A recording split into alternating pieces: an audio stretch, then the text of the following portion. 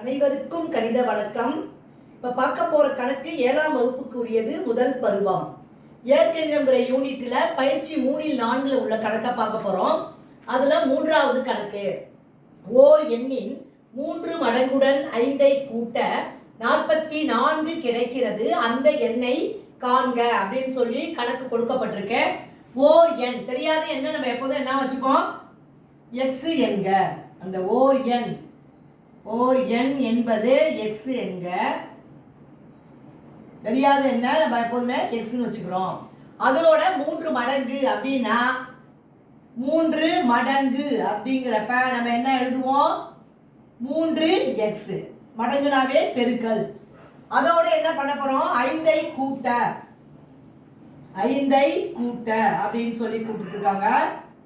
அந்த 3 மடங்கோட நம்ம என்ன செய்யறோம், 5ஐ கூட்டுறோம். கிடைக்கிறது எவ்வளவு, 44. இதான் கோவை. இதை நம்ம சுருக்கி எக்ஸோட மதிப்பை கண்டுபிடிக்க போறோம். 3x ஈக்குவல் இந்த 44 அப்படியே போட்டுக்கிறோம். இந்த பிளஸ் 5 வலதுபுறம் கொண்டு போகும் பொழுது -5ஆக எழுத வேண்டும். 44 5 கழிச்சோம்னா 39. 3x equal 39. x is equal 39 அப்படியே போட்டுக்கிறோம். பெருக்கிட்டு இருக்க 3 வலதுபுறம் வரும்பொழுது வகுத்தலுக்கு வந்துடும்.